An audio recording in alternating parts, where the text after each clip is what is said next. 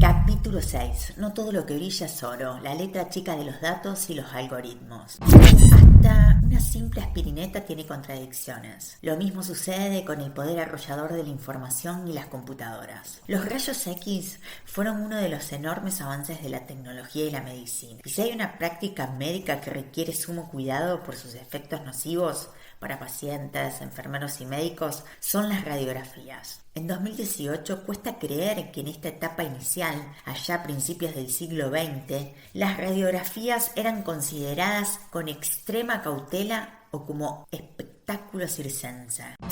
Se dice que el inventor Edison tenía un miedo atroz a los rayos X, luego de ver los efectos que varios experimentos causaron en algunos de sus colegas, a la vez que las radiografías se usaban irresponsablemente en algunas zapaterías para garantizarles a los compradores una mejor elección del calzado en relación con la forma de sus pies, o en algunos circos, como si fuese una de esas cabinas en las que es posible sacar fotos carnet. Así todo, los peligrosísimos efectos de la radiación no detuvieron el avance de la tecnología. Todo lo contrario, la medicina y la física tomaron estas contradicciones como un desafío por resolver para que los rayos X trajesen todas sus ventajas y poco de sus problemas. Con la revolución de los datos sucede algo parecido. Los beneficios son enormes y de muchos de ellos hemos hablado profusamente en todos los capítulos anteriores. Nos toca ahora referirnos a algunas limitaciones vinculadas tanto con cuestiones técnicas y algorítmicas como con la forma en la que opera el entramado de cualquier sociedad en relación con sus valores y sus mecanismos de validación y comunicación de conocimiento nuevo. Este libro es optimista, por eso no pone palos en las ruedas, sino que observa problemas e intenta solucionarlos. Y si pueden ser resueltos o al menos canalizados, el potencial de los datos y los algoritmos es enorme. Sesión titulada Señor, su hija está un poquito embarazada. Datos y privacidad. Allá por 2011, un enojado cliente entra a una sucursal de Target, un popular hipermercado norteamericano, e increpa al gerente preguntándole por qué su hija adolescente recibe cupones de la tienda ofreciéndole descuentos en artículos para futuras mamás. Biberones, pañales, etcétera, etcétera. El azorado empleado solo atina a pedir disculpas y promete revisar la situación. A los pocos días recibe un llamado del mismo cliente, pero esta vez para pedirle disculpas, ya que luego de una discusión disparada por los cupones, su hija le reveló que efectivamente estaba embarazada. La historia es contada hasta el hartazgo como ejemplo del poder de los algoritmos, a tal punto que Target se entera antes que un padre del embarazo de su hija. Los conspirativistas la cuentan para ilustrar un futuro cercano en el que los algoritmos revelarán aspectos de nuestras vidas que quizás nosotros mismos ignoramos.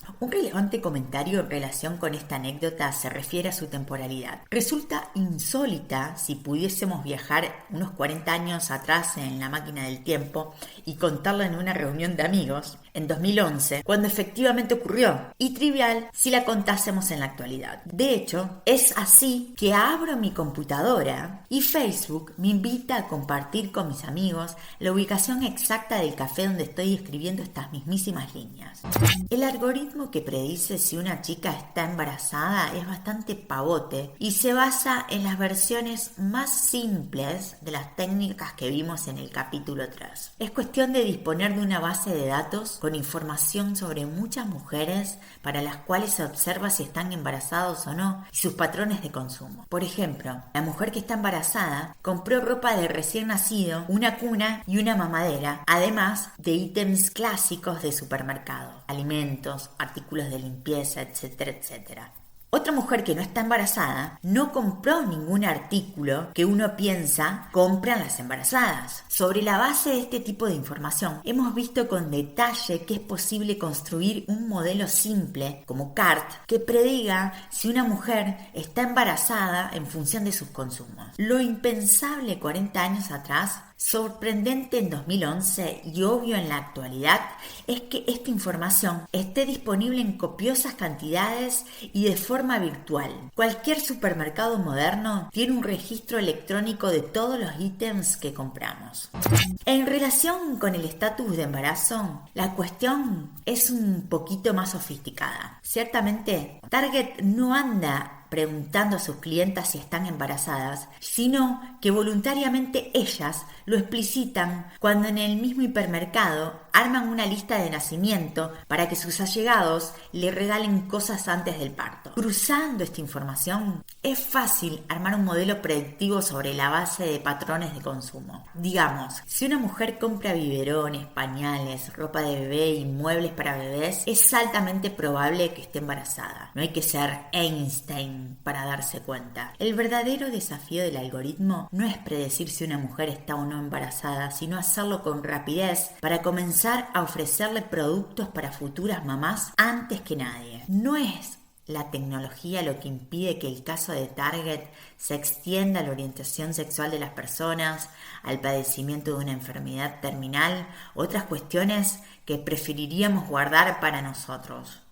Quienes perdimos a alguien por alguna enfermedad, memoramos exactamente el momento en que un médico, amigo o pariente nos dio la noticia de su existencia y sus consecuencias. Y no queremos ni imaginar cómo habría sido por un email enviado por un robot. Es un límite ético que excede el razonamiento algorítmico y la disponibilidad de datos, lo que frena el impulso de comunicar cualquier cosa que escupen los datos, más aún poniendo a consideración la posibilidad de un error. Con la verdad no ofendo ni temo, decía el escudo de armas del general Artigas, frase que, sacada de contexto, parece igualar la afirmación de que 1 más 1 es 2 con el anuncio a un papá de que su hija adolescente lo hará abuelo, o a alguien que su esposa tiene cáncer. El paradigma de Big Data y sus algoritmos asociados lleva a la sociedad a darse de bruces con sus límites éticos, los cuales no están escritos en ninguna parte, pero operan como si estuviesen grabados en piedra y que en algún lugar dicen, palabras más o menos, que no hay que confundir gordura con hinchazón.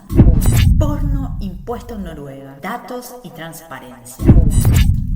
Escandinavia, tierra de innovación, autos de alta gama, sistemas educativos excelentes, Estado eficiente y porno impuestos. ¿Porno impuestos? Desde el siglo XIX, que en pos de la transparencia, las declaraciones de impuestos de todos los noruegos son públicas y están disponibles para que cualquiera las consulte. Si bien no es fácil acceder a ellas, entonces, si fulano quería consultar cuánto ganaba Mengano, debía de dirigirse a la oficina de impuestos local, llenar un formulario, tras lo cual un empleado público le entregaba un grueso libro con los ingresos declarados por los noruegos, incluyendo el de Mengano. Pocos usaban este servicio, ya sea por la naturaleza circunspecta del pueblo noruego o por los costos que insumían las búsquedas. Pero un siglo después, en abril de 2001, una periodista copió todo el libro de datos tributarios, lo digitalizó y a través del diario para el que trabajaba creó un sitio digital que permitía a cualquiera acceder de forma online a un buscador de los ingresos de todos los noruegos, y eso de manera completamente anónima. De la noche a la mañana el ingreso de Mengano se puso a un clic de distancia, y también el de otro fulano y de todos sus compañeros del secundario y del trabajo. Escándalo mayúsculo. En cuestión de días los noruegos viraron de los deportes invernales y el grupo pop al pasatiempo más antiguo y universal, el chismerío.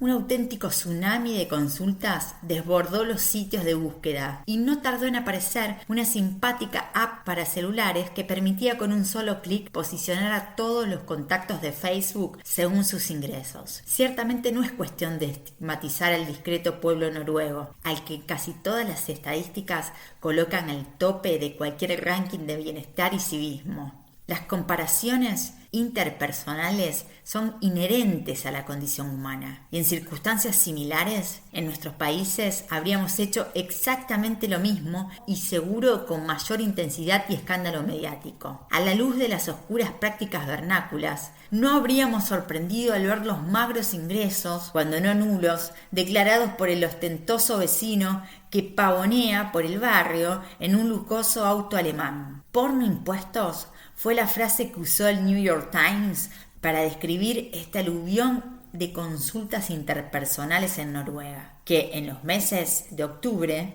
cuando se actualiza anualmente el registro impositivo, llegaron a superar las búsquedas sobre el clima o de videos de YouTube por lejos las más populares de Internet. La pregunta clave es, ¿quién ganó y quién perdió con este virtual diluvio de información pública que roza los límites de la privacidad? En pos de la transparencia, la respuesta parece ser todos ganaron y muy posiblemente ese haya sido el efecto buscado por los indicadores de esta política en Noruega.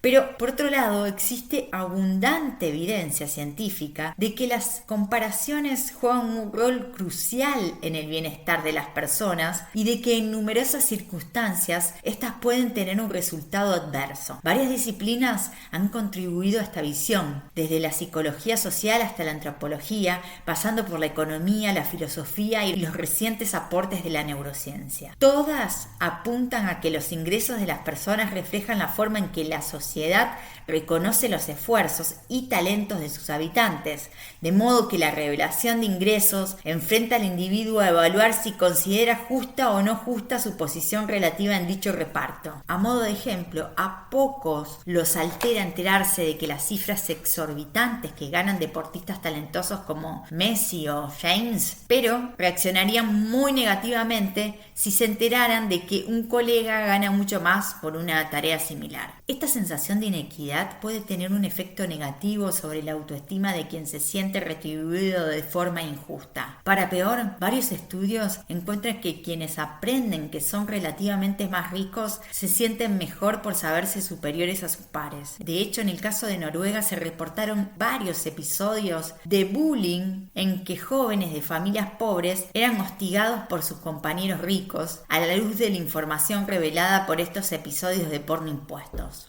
Como era de esperar, el Estado noruego acusó recibo de estos efectos negativos y restringió progresivamente el acceso a estos datos a tal punto que desde 2014 las consultas dejaron de ser anónimas. Resulta complejo evaluar el resultado de esta política extrema de transparencia a la luz de sus efectos positivos en términos de permitir a los ciudadanos tomar decisiones sobre la base de más información y de los negativos asociados a las tensiones sociales que mencionamos.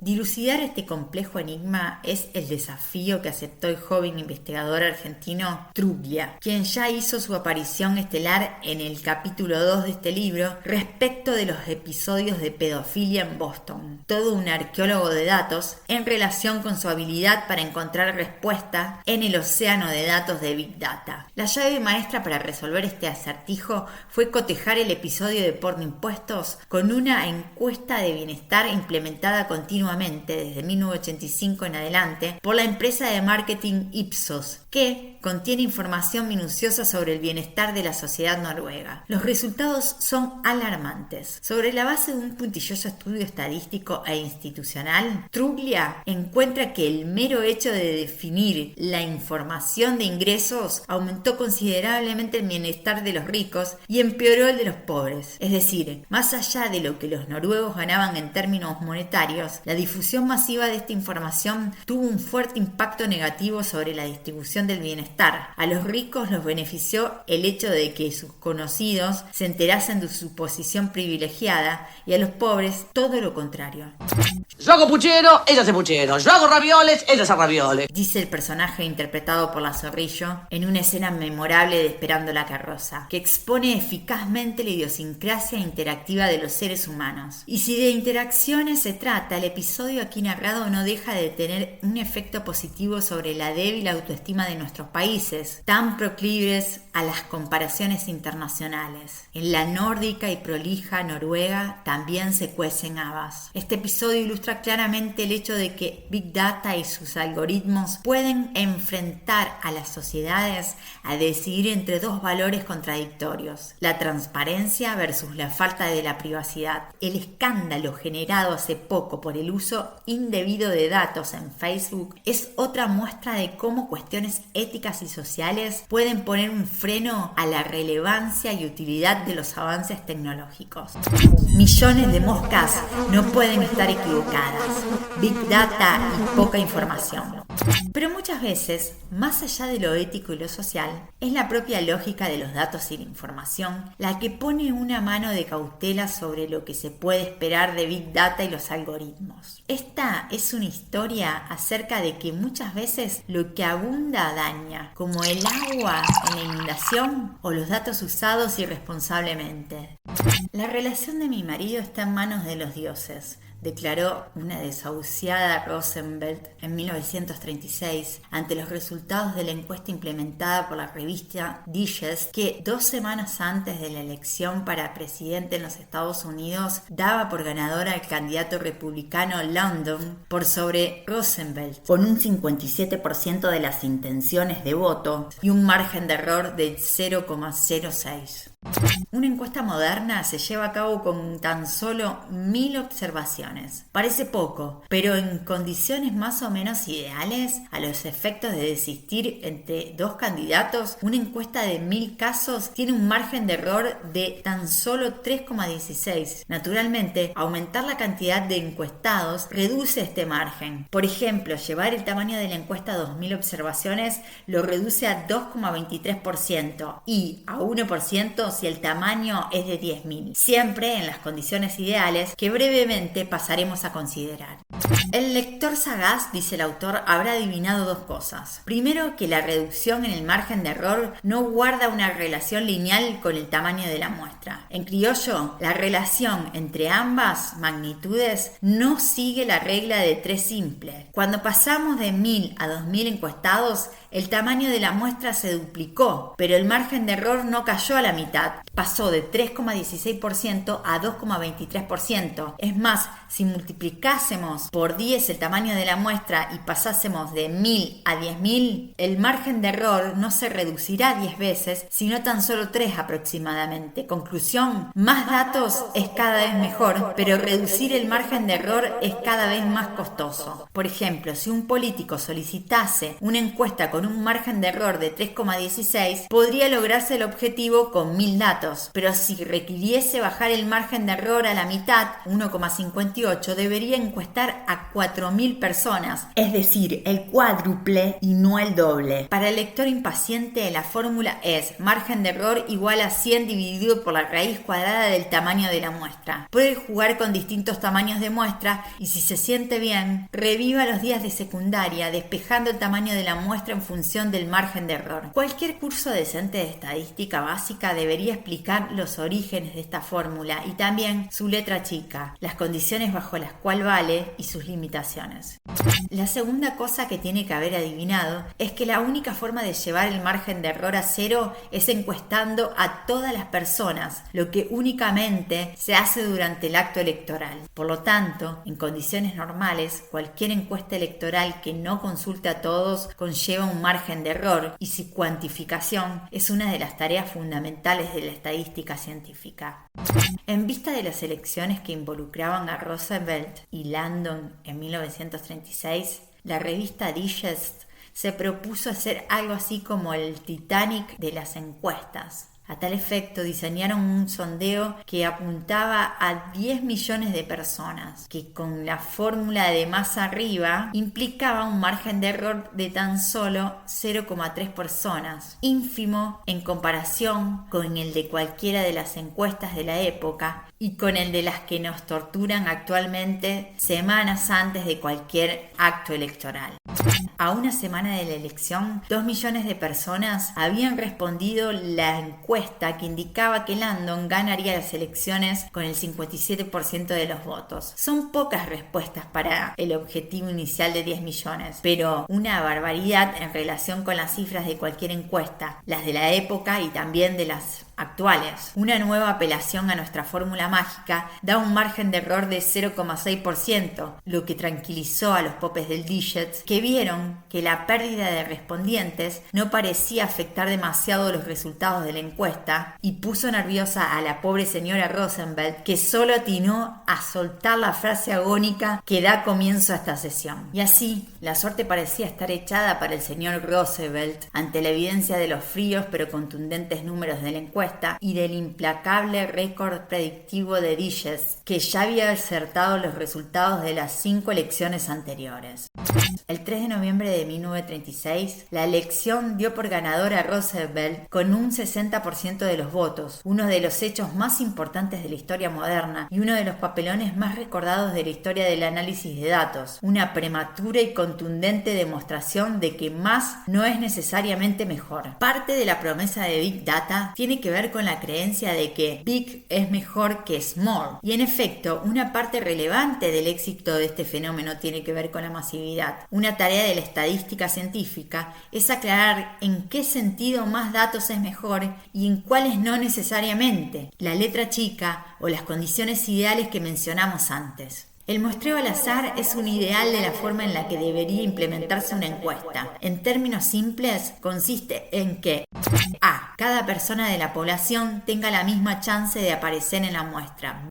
B. El hecho de que una persona aparezca en la muestra sea independiente de que cualquier otra lo haga. El azar garantiza que ambas condiciones se cumplan. Azar quiere decir dos cosas. La primera es que la población sea lo suficiente bien resuelta, como cuando se revuelven bien los papelitos en un balde antes de extraer el que saldrá elegido en un sorteo. La segunda es que del hecho de que alguien salió sorteado para integrar la muestra debería ser imposible inferir que otra persona ahora tiene más chances de salir sorteada. El muestreo al azar como ideal o paradigma garantiza dos cosas en relación con la confiabilidad de una encuesta. Una es que para cualquier muestra de tamaño inferior al total de la población, las cifras obtenidas serán justas, es decir, no favorecerán ningún resultado que no sea el verdadero. Técnicamente, se dice que un resultado así obtenido proviene de un proceso de estimación insesgada. Si se trata de ver si una salsa está poco o demasiado salada, el muestreo al azar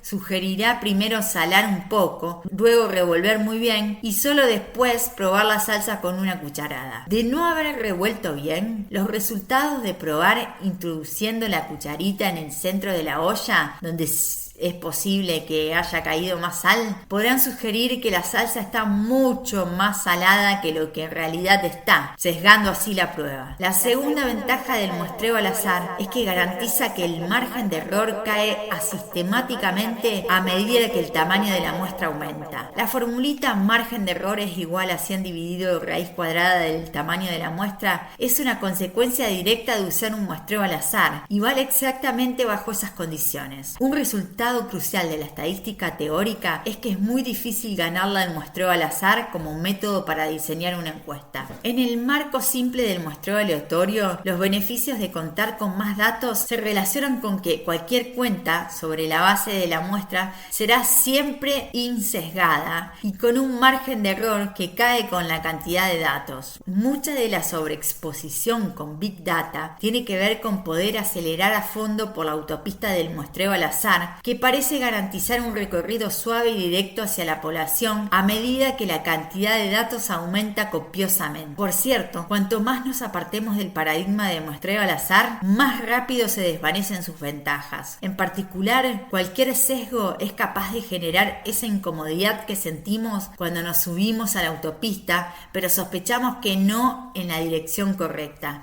En una encuesta rompería el azar un encuestador misógino que prefiere encuestar a hombres antes que a mujeres, o un vago que pregunta a sus amigos en lugar de hacerlo a quienes salieron sorteados para ser encuestados. También viola la aleatoriedad una encuesta sobre éxito profesional realizada en una reunión de egresados de un colegio, si los que no fueron son aquellos a quienes peor les ha ido en la vida.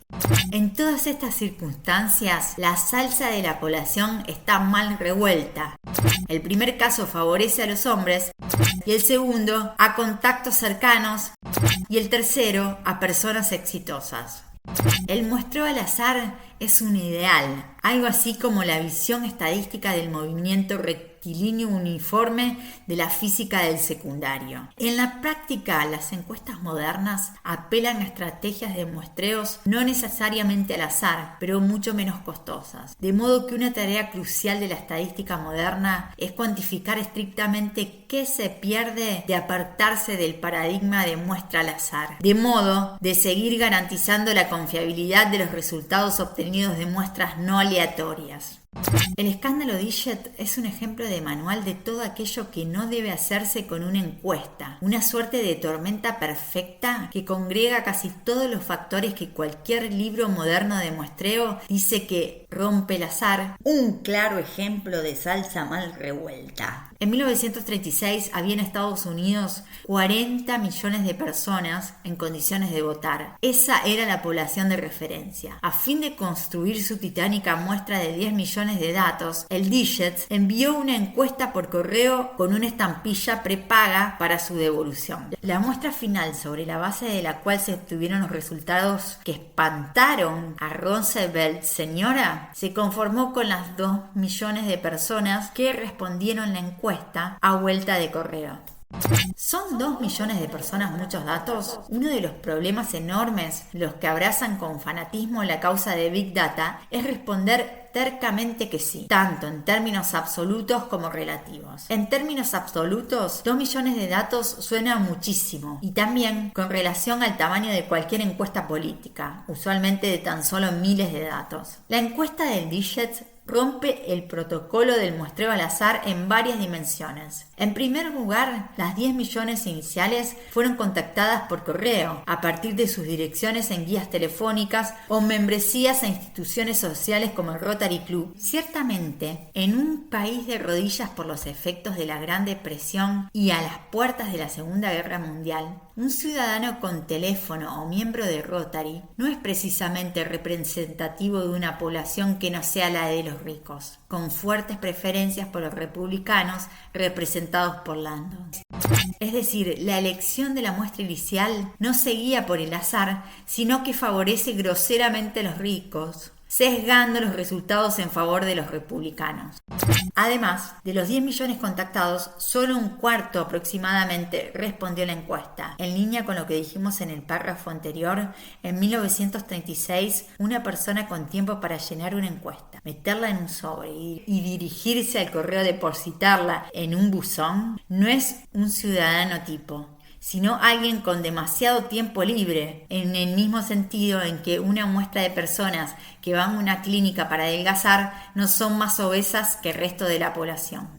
Nuevamente, el problema es que el patrón de no respuesta, como dice en la jerga, no es el azar, sino que favorece al sector más pudiente de la población. Esta conjunción de no aleatoriedades, sesgo en la muestra inicial y patrón de respuesta no al azar, explica el papelón de los resultados de la encuesta de Digits y es una temprana exposición de los peligros que esconde el análisis inescrupuloso y acientífico de datos, por muchos que sean. Uno de los grandes desafíos de Big Data es prestar atención a esta delicada cuestión, porque como decía Schopenhauer, no sirve de nada salir corriendo en la dirección equivocada. Este bluff le costó caro al Digits, que vio muy afectada su credibilidad a tal punto que en 1938 tuvo que cesar su publicación. Por otro lado, el instituto liderado por el entonces poco conocido analista George Gallup predijo correctamente la elección de Roosevelt con una encuesta de 50.000 datos, pero de mejor diseño muestral que el monstruo del Digest. Ese fue el nacimiento de la famosa encuesta Gallup, en la actualidad casi un sinónimo de encuesta de opinión pública. El ahora llamado escándalo Digest es una temprana y contundente demostración de los peligros de confiar ciegamente en los datos y de que más no es necesariamente mejor y a veces todo lo contrario. El efecto Sticks, datos y sesgos de uso. Un brillante episodio de la serie That 70 Show relata las reacciones de los protagonistas, un grupo de sobreexcitados adolescentes de la época, ante la inminencia de un concierto del grupo Styx, claro representante del Arena Show. Grandilocuente y barroco, el género musical en cuestión gozaba de inmensa popularidad aun cuando era vilipendiado por la prensa especializada. En términos actuales, el arena rock era la antítesis de lo cool y provocaba esa extraña sensación contradictoria de placer prohibido, algo que todos disfrutaban y pocos reconocían. El episodio en cuestión muestra cómo los protagonistas de la serie se mofan de Styx cuando en realidad se mueren por ir al concierto. Y algo similar sucede con las falacias estadísticas. Todas las reconocemos en clase y nos mofamos de los ejemplos que nos cuentan para ilustrarlas, pero a no más de medio metro del aula caemos en ellas y en sus versiones más banales. Cualquiera que siga una cábala deportiva lo está haciendo. El problema con los errores estadísticos clásicos no es que nunca mueren, sino que lo hacen y resucitan continuamente, como los monstruos de una mala película de terror. La profusión de datos de Big Data no logra tapar los viejos sesgos de la estadística, sino todo lo contrario, los amplía y les da una nueva vida. En 1912, la revista Wired relataba la adopción del sistema Street Bump en la ciudad de Boston, un aparentemente exitoso matrimonio entre la tecnología de datos masivos y la política pública. La idea era muy atractiva. La empresa Street Dump desarrolló una app para celulares. Si el usuario lo activa mientras conduce su automóvil, detecta si hay un pozo en la calle. Información que puede ser enviada inmediatamente a una central de la Municipalidad de Boston con el objetivo de eficientizar las tareas de mantenimiento. Suena conveniente. En vez de enviar empleados públicos a buscar baches, los automóviles munidos de la app lo hacen automáticamente y con un costo prácticamente nulo.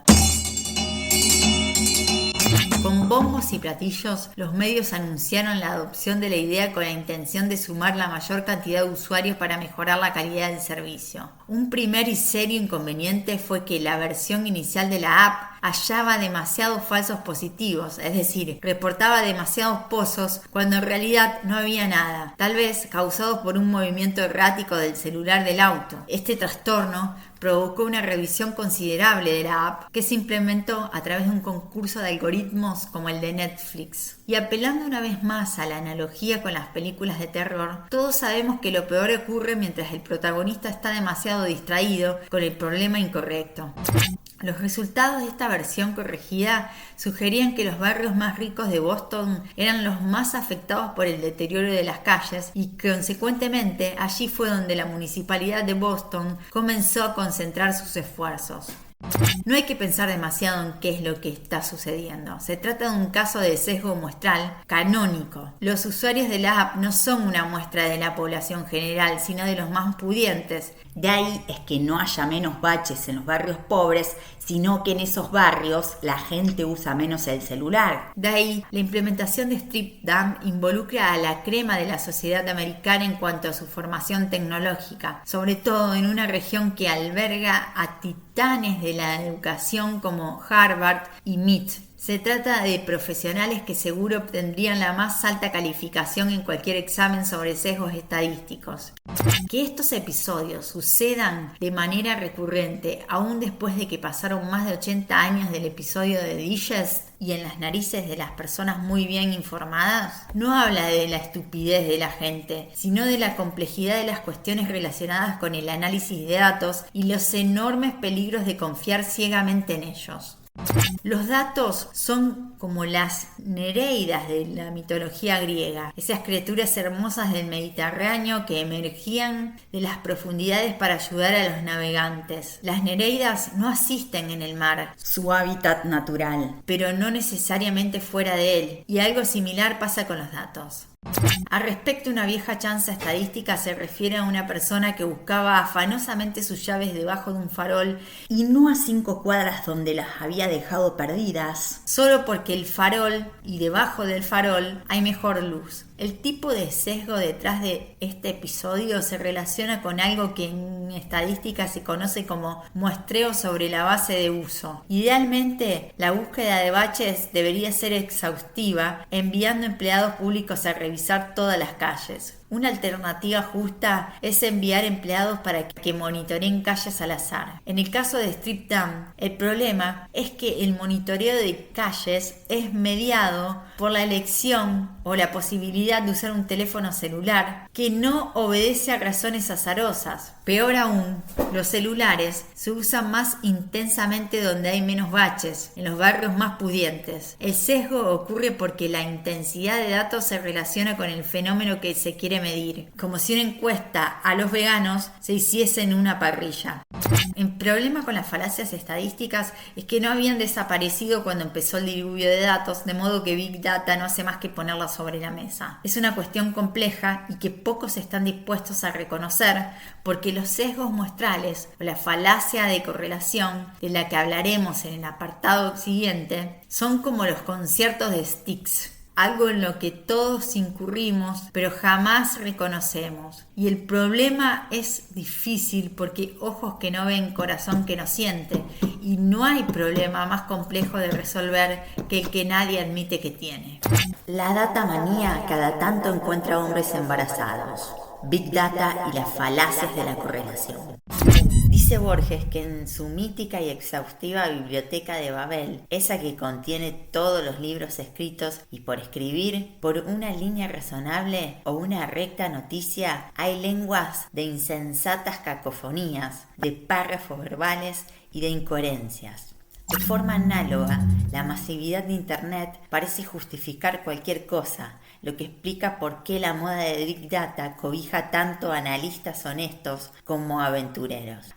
A modo de ejemplo, hace unos días las redes sociales exploraron con una en apariencia relevante correlación entre la base monetaria argentina y el precio de una pizza Huggies, la popular cadena de pizzas económicas. Tyler es un extraño caso de abogado con habilidades computacionales y que en sus ratos de ocio, mientras completaba un doctorado en Harvard, diseñó un simpático algoritmo que permite resolver el siguiente problema. Dada una serie de datos, encontrar en Internet otra que guarde la relación más cercana con la original.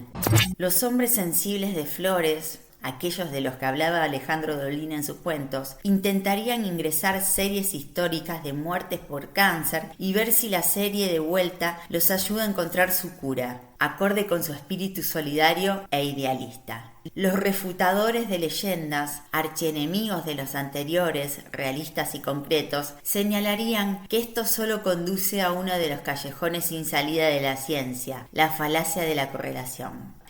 Si alimentásemos el algoritmo de Tyler con unos datos de lluvia, muy probablemente nos devolvería una serie de ventas de paraguas como solución para el problema de encontrar la serie más cercana a la que propusimos. Caer en la falacia de la correlación es creer que podríamos hacer llover fomentando la venta de paraguas, amparados en la idea de que a más paraguas, más lluvia. La falacia se refiere a que la alta relación entre dos variables ni valida ni refuta el hecho de que una cause a la otra. Es decir, la alta correlación, la medida del grado de relación entre una variable y otra, entre lluvias y paraguas, no dice nada acerca de que los paraguas causen lluvia. Un ejemplo menos grosero es el siguiente. Muchos argumentan que si invirtiésemos en educación como Finlandia, tendríamos un nivel de desarrollo. Ciertamente, la inversión en educación lleva al desarrollo, pero el argumento para confirmarlo no puede basarse en la mera observación de las correlaciones, sino en una estrategia mucho más compleja. La aseveración de que la educación se mueve con el desarrollo habla tanto de los efectos de la educación sobre el desarrollo como de que los países desarrollados pueden intervenir más en educación. Consciente de los peligros de explorar causalidades a partir de simples correlaciones, Tyler elige la ruta del humor para ilustrar el peligro de asociar variables en Internet y recopiló en un blog una enorme cantidad de correlaciones estrambóticas halladas por su algoritmo. Por ejemplo, muestra que hay una altísima correlación entre las apariciones de Nicolas Cage en películas comerciales y la cantidad de gente que muere por ahogarse en una piscina. Y también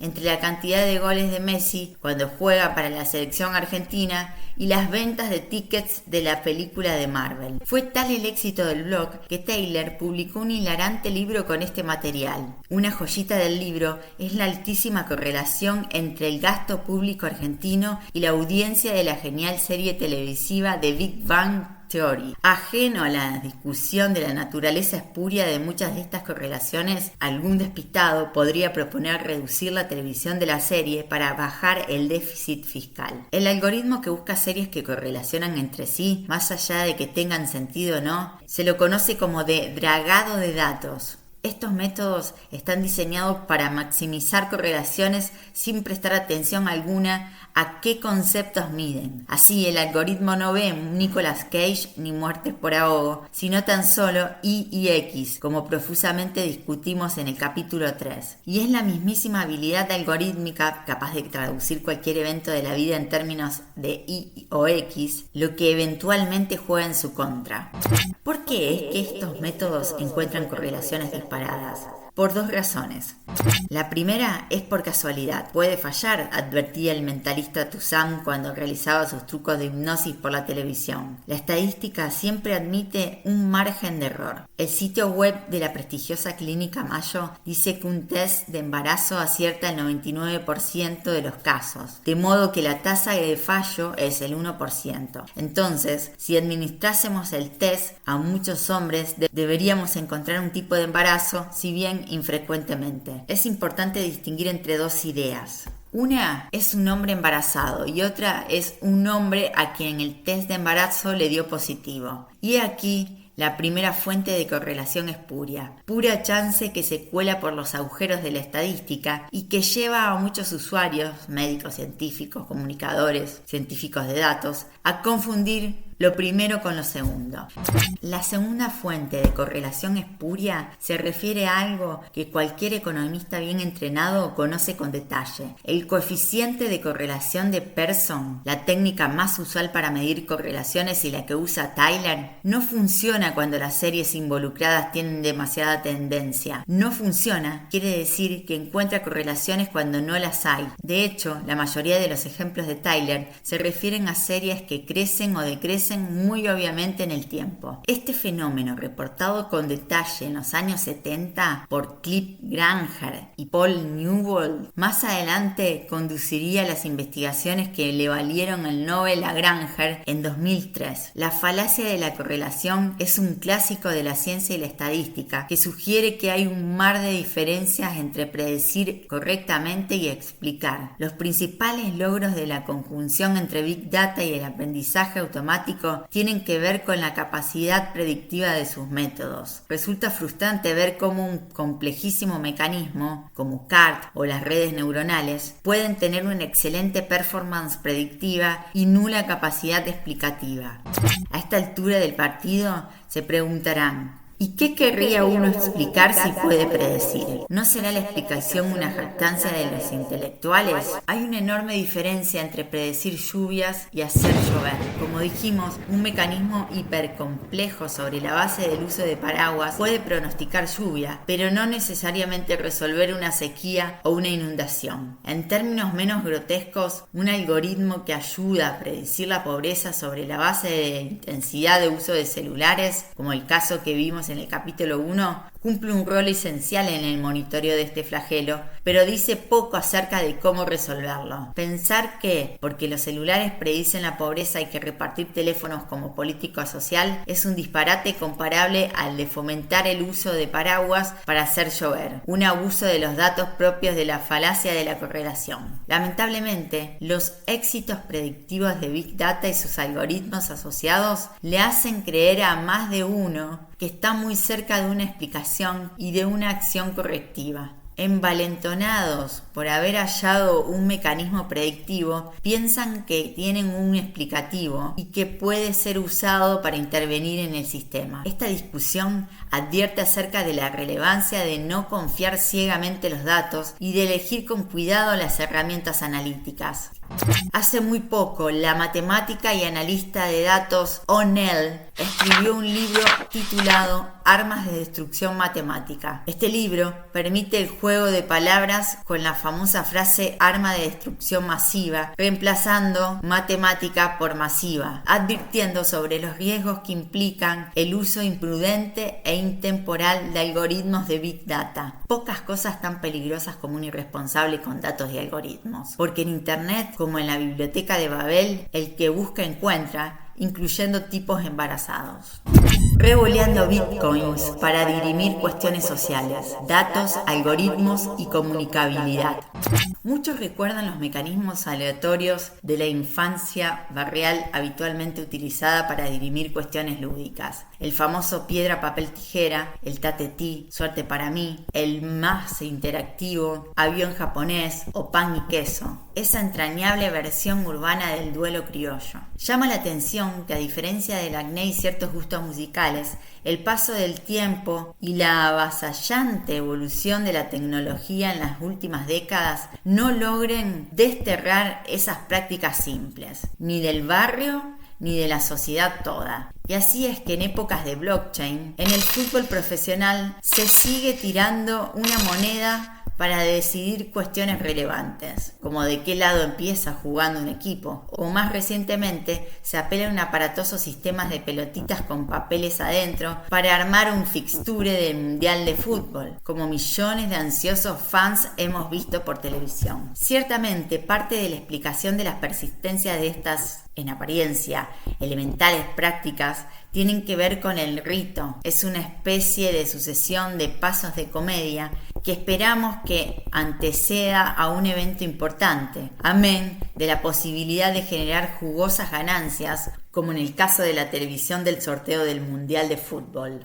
Pero la explicación más relevante está vinculada con la complejidad implícita en lograr acuerdos sociales, en términos de transparencia y comunicabilidad. Obviamente que en lo que se refiere a garantizar la aleatoriedad, hace muchos años que la tecnología puede sustituir la mayoría de los mecanismos sencillos antes mencionados. Cualquier teléfono celular tiene una calculadora que puede generar números al azar y así reemplazar el lanzamiento de una moneda. El punto es que, más allá de ciertas disquisiciones filosóficas sobre la mera existencia de lo aleatorio, cualquiera entiende la naturaleza azarosa y por ende justa y transparente de revolear una moneda al aire y atraparla. Por el contrario, la generación de números al azar a través de un algoritmo, como los que utiliza la calculadora portátil o del celular, es un problema exhaustivamente estudiado en matemática y computación, pero de compleja comprensión para el lego y por lo tanto sospechoso para el conspirativo. Imagínense el aluvión de cuestionamientos que provocaría que en un partido de fútbol profesional se reemplace el lanzamiento de la moneda por un clic de celular del árbitro, máxime a la luz de la polémica generada por la implementación reciente del sistema de videoarbitraje VAR. Las cuestiones sobre cómo la tecnología interactúa con la transparencia, la comunicabilidad y la confiabilidad va mucho más allá de la resolución de disputas lúdicas o deportivas y afecta el corazón de los asuntos sociales y económicos. A muchos les llama la atención que las voces más cautas en relación con el voto electrónico provengan del mismísimo corazón de la informática y la tecnología, como quien sospecha de ciertos embutidos porque sabe cómo se fabrican. Por arcaica que parezca la tecnología social de sobres, boletas impresas, urnas, fiscales, listas, telegramas y conteos, este sistema provee ciertas garantías éticas y funcionales que los más avanzados de la electrónica no parecen ofrecer. Lo que aún en épocas de nanotecnología y exponenciabilidad sostiene el sistema de voto con boletas es exactamente lo mismo que valida el uso de moneditas en torneos internacionales de fútbol. Una percepción social de transparencia y legitimidad, lo cual no habla ni de atraso de la tecnología ni de la resistencia al cambio, sino de lo compleja que son las cuestiones sociales. Naturalmente se trata de una cuestión de grado. Ninguna tecnología es infalible ni ajena a cuestiones éticas. Y así, es como luego de cada elección se escucha hablar de las listas fraguadas o boletas duplicadas, tanto como las anécdotas de las bolillas calientes en el sorteo del Mundial, que supuestamente indicaban al encargado de sacarlas cuál debía elegir con apenas tocarlas. Es en términos relativos que un sistema de bolitas y celebridades parece ser más transparente que uno que apele a los más recientes avances tecnológicos. Imagínense el escándalo mayúsculo que ocurriría si la ceremonia del sorteo del Mundial se limitase a mostrar cómo un oscuro jerarca de la FIFA hace aparecer el fixture en una pantalla presionando un botón que activa un algoritmo, por más matemáticamente sofisticado que éste sea. Varias cuestiones sociales están sujetas a la misma tensión entre los avances de la tecnología y las delicadas cuestiones de transparencia y comunicabilidad. En la mayoría de los países en desarrollo, la medición de pobreza se realiza con un método de conteo, es decir, contando los hogares cuyos ingresos son inferiores a un umbral, la línea de pobreza. Este sistema de conteo es simple de computar y sobre todo de comunicar y validar socialmente. Una fuerte crítica a esta metodología es que únicamente distingue entre estar debajo o sobre la línea de pobreza y nada más. A modo de ejemplo, si el ingreso de todos los pobres cayese abruptamente pero no el del resto de la población, la tasa de pobreza por el método de conteo permanecería inalterada. La cantidad de pobres no aumentaría, aun cuando resulte obvio que el bienestar ha caído y los pobres se han vuelto más pobres.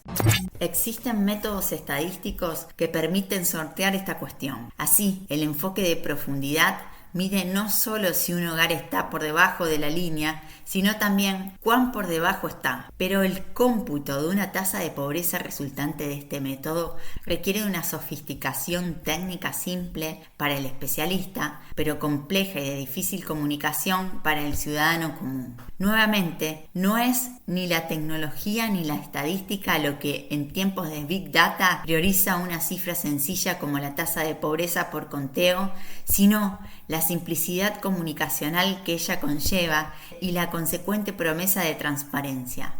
Sobre la relevancia de este aspecto, no es necesario sugerir el peligroso cóctel de algoritmos que resultaría de alimentar oscuros algoritmos con datos sospechosos, a la luz de las cuestiones que afectan la credibilidad de las estadísticas públicas, tanto en los países desarrollados como recientemente en los Estados Unidos. La carrera de los algoritmos en pos de la capacidad predictiva enfrenta a la sociedad con un serio dilema. Un tema central del capítulo 5 es que la profusión de datos permite diseñar y entrenar modelos cada vez más complejos que redundan en una mejora en la capacidad predictiva. El arrollador avances de tecnologías como árboles de decisión o deep learning es una consecuencia de ir en esta dirección. Pero por otro lado, las sociedades necesitan entender los mecanismos que producen cifras cruciales como la pobreza o el resultado de una elección, y la complejidad atenta contra la comunicabilidad. La lectura optimista de esta cuestión es que hace falta una mayor cultura algorítmica en la sociedad que facilite una mejor interacción entre sus demandas estadísticas y las enormes oportunidades que surgen de poder apelar a métodos complejos. Tal vez no falte mucho tiempo para la llegada del voto electrónico, para medir la pobreza con algoritmos y datos chupados de internet y para que los niños decidan la conformación de equipos con un clic de celulares. Lo que explica el rezago es que en relación con esta problemática sucede algo parecido a lo que pasa con la velocidad de la luz, que impone un límite superior al resto de las velocidades. En lo que se refiere a la construcción de acuerdos sociales, la tecnología no puede avanzar más rápido que la tasa a la cual la sociedad entera puede garantizar su comprensión y transparencia. Da capo. Los que nos criamos en un barrio sabemos que la peor forma de participar de una pelea es metiéndonos en el medio para separar. Uno termina recibiendo golpes de ambos lados. Hace años me tocó vivir esa situación, dice el autor, cuando intenté mediar entre dos bandos extremos del análisis de datos. Por un lado estaban mis amigos más cercanos a los algoritmos y a la computación, que tenían una visión idílica y optimista sobre Big Data. Y por otro lado, mis maestros y colegas de la estadística profunda, que veían en la nueva ciencia de datos otra moda pasajera. se me ocurrió escribir un artículo conciliador que publiqué en un diario argentino, sopesando ventajas y limitaciones de Big Data y aprendizaje automático. Los golpes no tardaron en llegar. El primer grupo me acusaba de poner palos en la rueda y el segundo de dar entidad a uno más de los tantos juguetes de moda de la ciencia.